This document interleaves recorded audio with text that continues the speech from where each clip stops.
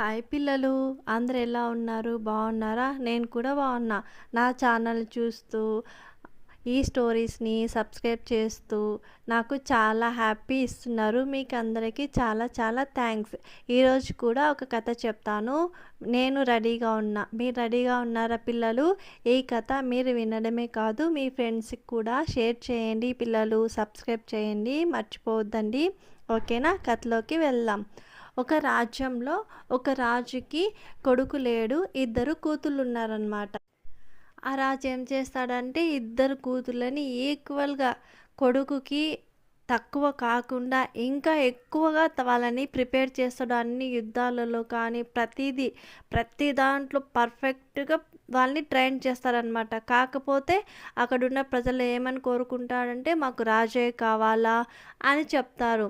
కానీ రాజుకైతే చాలా బాధేస్తది. అరే పిల్లలు ఎంత బాగా ట్రైన్ అయినారు, వీళ్ళు దేంట్లో తీసుకోవట్లేదు. సరే అని వాళ్ళకి ఒక టెస్ట్ పెడతాడనమాట. అందరి ముందర ఒక టెస్ట్ పెట్టి వీళ్ళిద్దరిలో ఎవరు గెలిస్తే వాళ్ళని రాణిగా చేస్తాను అని చెప్తారనమాట. అందరి ప్రజలకి చెప్తే అందరూ సమ్మతమే అని చెప్తారనమాట. సరే లేట్ చేయకుండా రాజుగారు ఏం చేస్తారంటే ఒక అందరి సభ ఏర్పాటు చేసేసి వాళ్ళందరినీ ఇన్వైట్ చేసేసి ఆ సభకి వాళ్ళ రాజ్యంలో వారే కాకుండా పక్క రాజ్యంలో యుద్ధ వీరులు ఉంటారు కదా, వాళ్ళని తీసుకొని వస్తాడు. అదేవిధంగా వేరే రాజు కొడుకులు ఉంటారు కదా, వాళ్ళందరూ ఇన్వైట్ చేస్తారనమాట. ఇన్వైట్ చేస్తే ఇద్దరు కూతుళ్ళు చాలా అంటే చాలా పర్ఫెక్ట్గా ఇస్తారు. వాళ్ళకి ఎంతకీ అర్థం కాదే, ఇద్దరు ఇలానే ఉన్నారు, దేంట్లో తగ్గట్లేదు, మరి ఎవరిని మనం రాణిగా చేయాలి అని ఇంకా అక్కడ ఉంటారు కదా ముఖ్యమంత్రిని అడుగుతారనమాట. మంత్రి గారు ఇద్దరు చాలా బాగా చేస్తున్నారు, ఆ ఇద్దరిలో ఎవరిని మనం రాణిగా ఎంపిక చేయాలో నాకు అర్థం కావట్లేదు అని చెప్తారనమాట. అప్పుడు మంత్రి గారు అంటారు, లేదు, ఇద్దరిని ఒక 6 నెలలు ఒకరిని రాణిగా చేయండి, ఇంకొక 6 నెలలు ఒకరిని రాణిగా చేయండి. అప్పుడు ఎవరి పాలనలో వాళ్ళు ప్రజలందరూ హ్యాపీగా ఉంటారో, ఎవరిని కోరుకుంటారో వాళ్ళని రాణిగా చేయండి మహారాజా. ఇందులో అంత చింతించాల్సిన అవసరం లేదు, మీకు ఒక సమస్య తీరిపోతుంది. అందులో ప్రజలకు కూడా వీళ్ళ పాలన తెలుస్తుంది, ఏ సమస్య వచ్చినప్పుడు ఏ విధంగా ఎన్నుకోవాలో వీళ్ళకు కూడా కొంచెం ఎక్స్పైర్ అవుతుంది అని చెప్తాడు అనమాట. అంటే రాజు చెప్తాడు, సరే ఈ ఐడియా బాగుంది అని చెప్పేసి ప్రజలందరికీ అదే చెప్తాడనమాట. ఇద్దరు దేంట్లో తగ్గట్లేదు, నేను ఏం చేయలేను, ఇంకా ఒక 6 నెలలు ఒక కూతుర్ని రాణిగా చేస్తాను, ఇంకొక 6 మంత్స్ ఇంకొక ఆమెను చేస్తాను, మీరు ఎవరిని కోరుకుంటే వాళ్ళిద్దరు వాళ్ళు మీకు రాణిగా అవుతాడు. దాని తర్వాతకి ఆ బాధ్యతలు ఫ్యూచర్లో అంటే తదుపరిలో వాళ్ళకి పెళ్ళిళ్ళు అయితే వాళ్ళ భర్త సపోర్ట్ కూడా వాళ్ళు తీసుకుంటారు. ఇందులో మీకు ఎటువంటి అభ్యంతరం ఉన్నా ఇప్పుడే చెప్పేయండి అని అందరిని అడుగుతాడు అనమాట. అడిగితే ప్రజలు అంటారు, మాకు సమ్మతమే, మాకు ఎటువంటి అభ్యంతరం లేదు మహారాజా అంటారనమాట. సరే అనేసి ఆ సభ అందరితో ముగిచేసి ఇంకా రాజు ఏం చెప్తాడంటే, సరే వీళ్ళకి రాణి చేస్తున్నాం కదా, వీళ్ళకి కొన్ని విషయాల్లో ఒక సెక్యూరిటీ అనేది అవసరం అవుతుంది. సో మనం ఏం చేద్దామంటే ఒక పెళ్లి కొడుకుని చూస్తాము, ఇద్దరికి పెళ్లి చేద్దాం. ఫస్ట్ పెద్ద అమ్మాయికి పెళ్లి చేస్తాము, తర్వాత చిన్న అమ్మాయికి చేయొచ్చు. ఎందుకంటే ఫస్ట్ పెద్దమ్మాయినే కదా రాణిగా చేయాలి, అందుకోసమని. ఆ రాజుగారు ఏం చేస్తారంటే ఆ రాజ్యంలో ఉన్న గొప్ప గొప్ప వారినంతా పిలిపించి ఈమె యొక్క జాతకం చూపించి పెళ్లి చేయాలని ఆలోచన అడుగుతారనమాట. అందరూ చూస్తారు కానీ ఎవరు ఏం చెప్పరు, ఒకరి ముఖాలు ఒకరు చూసుకుంటూ ఉంటారు. ఏమైంది, ఏమన్నా ఉంటే మీరు చెప్పండి చెప్పండి అంటే ఎవరు ఏం చెప్పకుండా సభ అంతా ఎంత పిన్ డ్రాప్ సైలెంట్గా అయిపోతుంది. అప్పుడు రాజుగారికి ఇంకా అక్కడ ఉన్న వాళ్ళకి కొంచెం భయం అవుతుంది.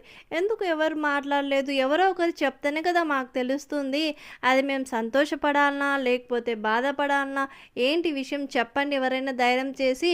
నేను ఎవరిని ఏమనను, మీరు ఏం చెప్తే నేను అది స్వీకరిస్తాను, మీకు ఇంకా బహుమానం కూడా ఇస్తాను. అది నాకు బాధ కలిగించేదైనా సంతోష పెట్టేదైనా మీరు ధైర్యంగా ఉండండి అని రాజు చెప్తాడనమాట. అప్పుడు అందరూ రాజా ఈమె జాతకం చాలా అంటే చాలా బాగుంది, ఈమెకి ఎలాంటి వాడు దొరుకుతాదంటే ఈ రాజ్యాలన్నిట్లో నెంబర్ 1 అబ్బాయి వరుడుగా వస్తాడు, కాకపోతే అంటారనమాట. మళ్ళీ ఏమైంది?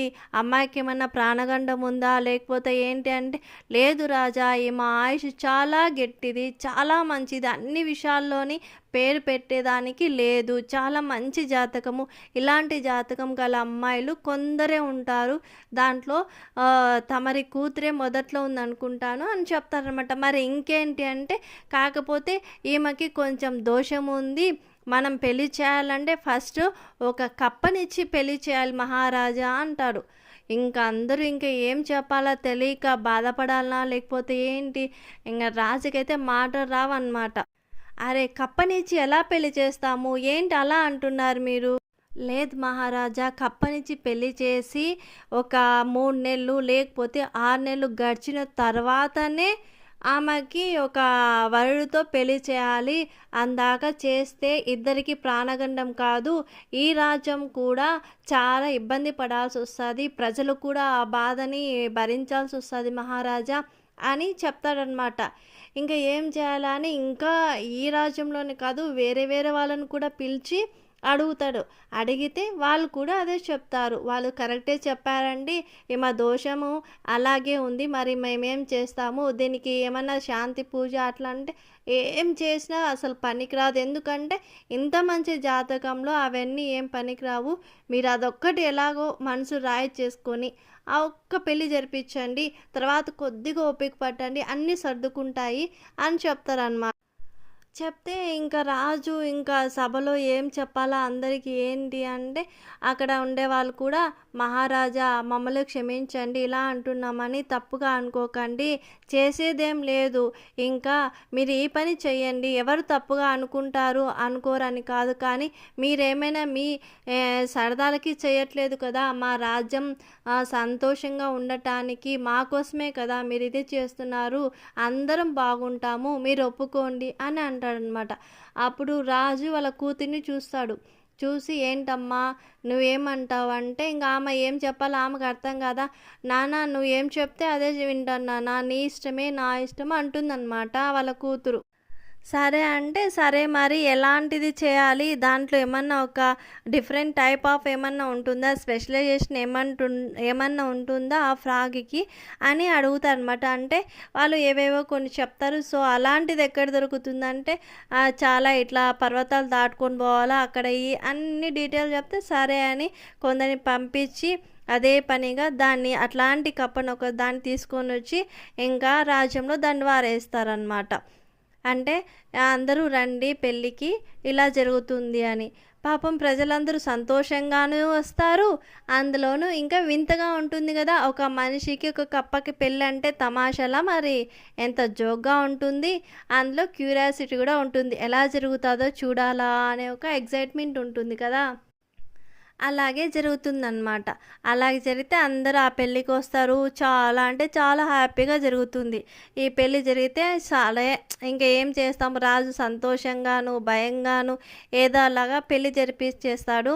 తర్వాతకేమంటే ఆ కప్ప ఎంతకీ ఎగరదు. వాళ్ళు ఏంటి కప్ప ఇంతగా కూర్చునింది, ఏమని చేశారు దీనికి అని ఒకరిలో ఒకరు సరదాగా మాట్లాడుకుంటూ ఉంటారనమాట ప్రజలందరూ. కానీ ఆ కప్ప ఎంచక్కా పెళ్ళి అయిందాక ఉండి పెళ్లి చేసుకొని వాళ్ళు చెప్పినటన్నీ చేస్తే రాజుకు డౌట్ వస్తుంది. ఏంటి ఈ కప్ప ఎగట్లేదు, ఎగురుతుందా లేదా ఈ కప్ప అని అడుగుతాడనమాట. అలా ఏం లేదు రాజా, ఇది నేను చెప్పాను కదా, మనం అన్నీ చెక్ చేసుకొని అన్నీ సరి చేసుకొని ఒక స్పెషలైజేషన్ ఉన్న ఫ్రాగ్‌ని కదా తెచ్చాము. సో, అందుకే ఇలా ఉంది అంటే, ఓహో! ఇందులో ఇలాంటివి కూడా ఉంటాయా అని ఆశ్చర్యపోతాడనమాట. సరే ఇంక పెళ్ళి అయిపోయింది. ఇంకా కప్పని ఇచ్చి పెళ్లి చేయడం అంటే ఇంకా ఎలా ఉంటుంది ఆ రాజ్యంలో. కప్పకి లేని వైభోగం అనమాట. దానికొక స్పెషల్ ఫుడ్డు, స్పెషల్ బాడీగార్డ్స్. ఎందుకంటే అది ఎక్కడైనా పోతే మళ్ళీ వీడికి ప్రాబ్లమ్ గదా! దానికి ఒక ఎస్కార్టు చాలా అంటే చాలా పగడ్బందీగా పెట్టుకుంటూ ఉంటారనమాట. ఈ కప్ప రూమ్‌లో నుంచి పోకుండా అన్ని వసతులు ఏర్పాటు చేస్తారు. ఏం జరుగుతుందంటే ఇంకా నైట్ అయితుంది గదా! ఇంక అందరూ తిని ఇంగ పడుకుంటే ఇంగ రాకుమారి కూడా వాళ్ళ గదిలోకి వెళ్ళి ఆమె పడుకుంటుంది. ఇంగ రాజు చాలా పగడ్బందీ చేసి మీరు సెక్యూరిటీ గార్డ్‌గా ఉన్నారు. ఒక్క కునుకుపాటు తీసినా అది ఎగిరిపోతుంది.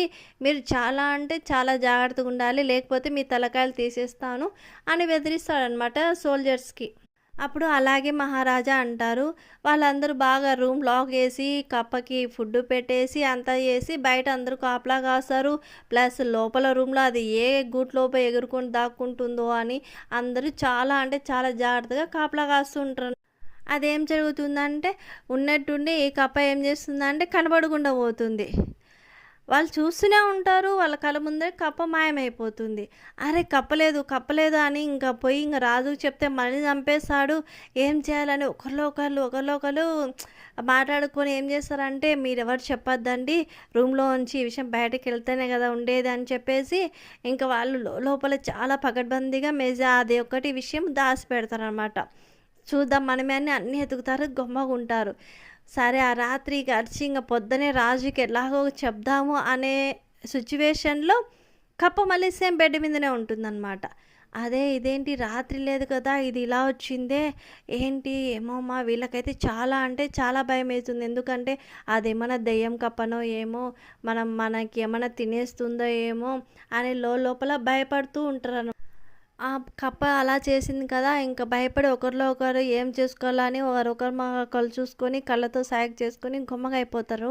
మరుసటి రోజు దానికి మళ్ళా స్నానాలు చేపియడము, దానికింక మనుషుల కంటే ఎక్కువ అధికారంగా దాన్ని రాజు చెప్పడంతో ఇంకా బాగా చూసుకుంటా ఉంటారు. రాణికి దాన్నేం చూడాలనుకోని రాణి వాళ్ళ ఛాంబర్‌లోకి అంటే ఆ ఫ్రాగ్ యొక్క గదిలోకి రావటానికి చెప్తుందనమాట. నేనొకసారి చూడాలనుకుంటున్నాను. అదేంటి అని అడుగుతుందనమాట. అంటే రాజు చెప్తాడు, "సరే అమ్మా వెళ్ళు" అంటే, సరే అని ఆమె వాళ్ళ పనికత్తెలతో వస్తుందనమాట. వాళ్ళ రూమ్‌లోకి వచ్చి, "ఓహ్! బాగుందా? ఇదేం చేస్తుంది? బాగా అంటే యాక్టివ్‌గా ఉందా? లేకపోతే ఇలాగే పడుకుంటుందా?" అన్నీ డీటెయిల్ అడుగుతది. వాళ్ళందరూ చెప్తారా గానీ, ఈ నైట్ అది మాయమైన సంగతి మాత్రం చెప్పరనమాట రాణికి. ఏమో చూద్దాంలే అనేసి. రాణి అంటుంది, "సరే ఒకరోజు నా గదిలో తీసుకొని పెట్టుకుంటానులే. మీరందరూ నా గదిలోకి రండి. అక్కడ కాపలా గాయండి. నా గదిలో పెట్టుకుంటాను" అంటుందనమాట. ఇవాళ ఎందుకో నాకు ఫ్రాగ్‌తో టైమ్ స్పెండ్ చేయాలనుంది అనేసి అంటుంది. సరే అని చెప్పి ఇంకా రాజు ఒప్పుకుంటాడు. వీళ్ళైతే లోలోపల భయపడుతుంటారు. ఇది రాత్రిలో ఎక్కడికంటే అక్కడికెళ్తుంది కదా! ఈ విషయం తెలిస్తే రాణిగారు ఏమంటారో ఏమో! సరే ఎట్లైనా సరే ఈ విషయం మాత్రం మీరెవ్వరు బయటకి తీయొద్దండి అని ఒకరినొకరు గట్టిగా చెప్పుకొని ఇంగ సైలెంట్‌గా చూస్తా ఉంటారనమాట. రాణి ఏం చేస్తుంది వాళ్ళ గదిలోకి తీసుకొని పోతుంది. నైట్ అంతా దాంతో అంటే అది ఏం మాట్లాడకపోయినా దాని గురించి ఇలా, ఇలా అని వాగుతూనే ఉంటుంది. ఆ కప్ప గుడ్లు మిడగరిచి డింగ్, డింగ్, డింగ్ అని చూస్తూ ఉంటుంది. అది వాళ్ళు నవ్వుకుంటా ఒక కామెడీగా చాలా ఫన్నీగా ఉంటుంది. ఇంక రాత్రి అయ్యేదలకి ఇంక రాణికి నిద్రొచ్చి అలసిపోతున్నాను. ఇంక దీనికి సెపరేట్ బెడ్ వేయండి ఇక్కడే ఉంటదని చెప్పి చెప్తుందనమాట. సరే అని దానికొక బెడ్డేసి పండబెడతారు. తర్వాతకి ఇంకా మధ్యలో ఈ రాణికి ఏం చేస్తుంది వాటర్ దాహం అయితుందని లేస్తుంది. లేచి చూస్తే కప్ప ఉండదు. వామ్మో! కప్ప లేదు ఎక్కడ పోయింది? ఎక్కడ పోయింది? అని అంతా ఎతుకుతుంది కానీ కప్ప దొరకదనమాట. అప్పుడు చాలా భయపడుతుంది. ఎక్కడ పోయిందో ఏమో, ఏం జరిగిందో ఏమో అని చాలా అంటే చాలా వెతుకుతుంది. ఒక 2 గంటలు కష్టపడి వెతికిన తర్వాత మళ్ళీ సేమ్ ప్లేస్‌లో కప్ప కనపడుతుంది. ఇదేంటి మేము ఎంత ఎతికినా ఇది కనపడలా. దీని రహస్యం ఏందో నేను తెలుసుకోవాలా అని రాణి ఆలోచిస్తుంది. ఈ విషయం వచ్చి ఎవరికీ చెప్పొద్దని ఆజ్ఞాపిస్తుందనమాట అక్కడుండే వాళ్ళందరికీ. వాళ్ళు అనుకుంటారు, "ఈ విషయం మాకు తెలుసులే అమ్మ నీకు ఇప్పుడు తెలిసిందిలే" అని అనుకుంటారు. సరే మార్నింగ్ అయ్యేదలకి యథావిధిగా ఉంటారు. దాని గురించి ఇంక ఇదే అబ్జర్వేషన్ మొదలుపెడుతుందనమాట. అన్ని పుస్తకాలన్నీ తెప్పించుకొని దానికి ఏంటి అక్కడే కప్పను ఎందుకు తేవాలి, ఏంటి అని బుక్కులన్నీ చదువుకుంటూ ఉంటుంది. ఈ కప్పేమో చూస్తూ ఉంటుంది. ఏం మాట్లాడదనమాట. ఇంతవరకు వినండి పిల్లలు. నెక్స్ట్ ఎపిసోడ్‌లో తర్వాత ఏం జరిగిందో, కప్ప ఏంటి దాని గురించి ఫుల్ డీటెయిల్స్ మీకు చెప్తాను. ఓకేనా పిల్లలు? Bye bye. మళ్ళీ కలుద్దాం.